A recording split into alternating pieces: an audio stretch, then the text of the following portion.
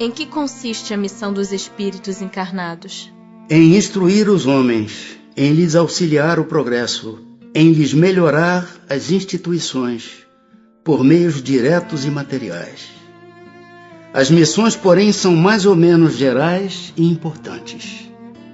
O que cultiva a terra desempenha tão nobre missão como o que governa ou aquele que instrui. Tudo em a natureza se encadeia. Ao mesmo tempo que o espírito se depura pela encarnação, concorre dessa forma para a execução dos desígnios da providência. Cada um tem neste mundo a sua missão, porque todos podem ter alguma utilidade. Qual pode ser, na Terra, a missão das criaturas voluntariamente inúteis?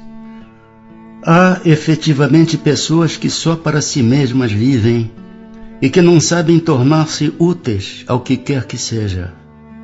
São pobres seres dignos de compaixão, porquanto espiarão duramente sua voluntária inutilidade, começando-lhes muitas vezes, já neste mundo, o castigo pelo aborrecimento e pelo desgosto que a vida lhes causa. Pois que lhes era facultada a escolha, por que preferiram uma existência que nenhum proveito lhes traria? Entre os espíritos também há preguiçosos que recuam diante de uma vida de labor. Deus consente que assim procedam. Mais tarde compreenderão à própria custa os inconvenientes da inutilidade a que se votaram e serão os primeiros a pedir que se lhes conceda recuperar o tempo perdido. Pode também acontecer que tenham escolhido uma vida útil e que hajam recuado diante da execução da obra, deixando-se levar pelas sugestões dos espíritos que os induzem a permanecer na ociosidade.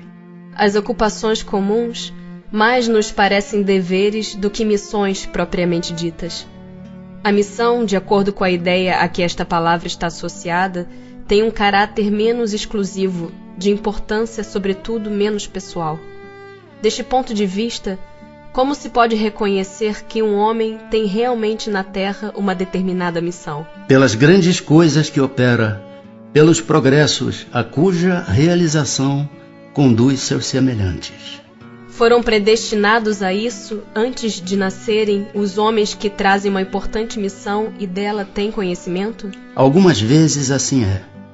Quase sempre, porém, o ignoram. Baixando a terra, pressentem um vago objetivo. Depois do nascimento, de acordo com as circunstâncias, é que suas missões se lhes desenham às vistas.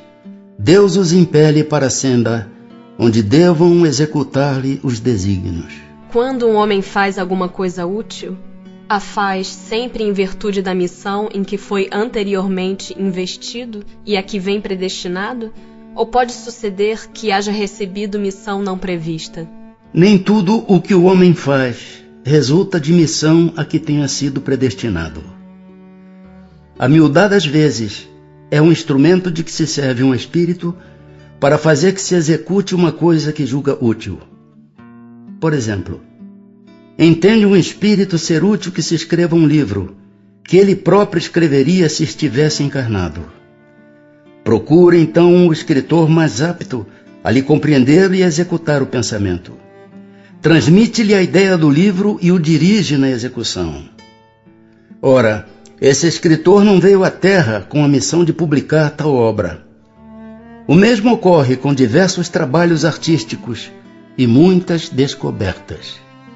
Devemos acrescentar que durante o sono corporal, o espírito encarnado se comunica diretamente com o espírito errante, entendendo-se os dois acerca da execução.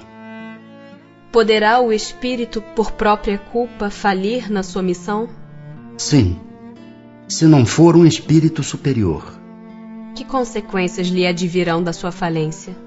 Terá que retomar a tarefa, essa a sua punição. Também sofrerá as consequências do mal que haja causado. Pois, se é de Deus que o espírito recebe a sua missão, como se há de compreender que Deus confie missão importante e de interesse geral a um espírito capaz de falir?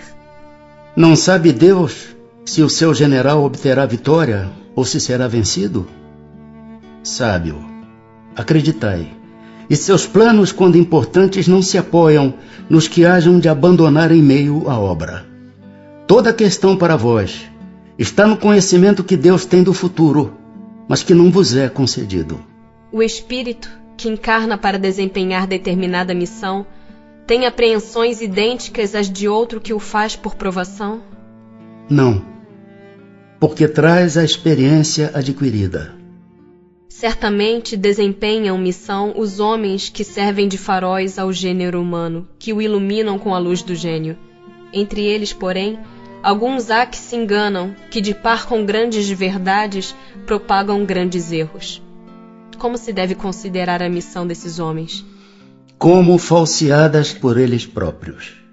Estão abaixo da tarefa que tomaram sobre os ombros.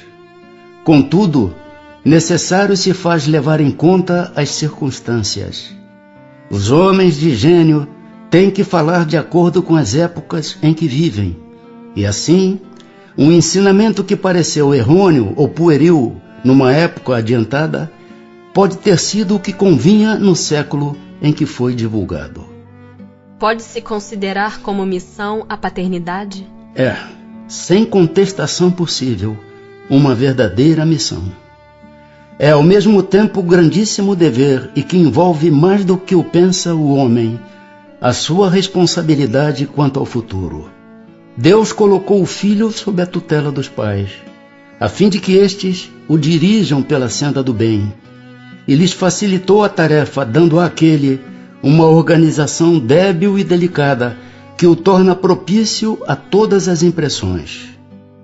Muitos há, no entanto, que mais cuidam de aprumar as árvores do seu jardim e de fazê-las dar bons frutos em abundância, do que de formar o caráter de seu filho. Se este vier a sucumbir por culpa deles, suportarão os desgostos resultantes desta queda e partilharão dos sofrimentos do filho na vida futura, por não terem feito o que lhes estava ao alcance para que ele avançasse na estrada do bem. São responsáveis os pais pelo transviamento de um filho que envereda pelo caminho do mal, apesar dos cuidados que lhe dispensaram? Não. Porém, quanto piores forem as propensões do filho, tanto mais pesada é a tarefa, e tanto maior o mérito dos pais se conseguirem desviá-lo do mau caminho. Se um filho se torna homem de bem, não obstante a negligência ou os maus exemplos de seus pais, tiram estes daí algum proveito? Deus é justo. De que natureza será a missão do conquistador que apenas visa satisfazer a sua ambição e que, para alcançar esse objetivo, não vacila ante nenhuma das calamidades que vai espalhando? As mais das vezes não passa de um instrumento de que se serve Deus para cumprimento de seus desígnios, representando essas calamidades, um meio de que ele se utiliza para fazer que um povo progrida mais rapidamente. Nenhuma parte tendo na produção do bem que dessas calamidades passageiras possa resultar, pois que visava um fim todo pessoal, aquele que delas se constitui instrumento tirará, não obstante, proveito desse bem? Cada um é recompensado de acordo com as suas obras, com o bem que intentou fazer e com a retidão de suas intenções.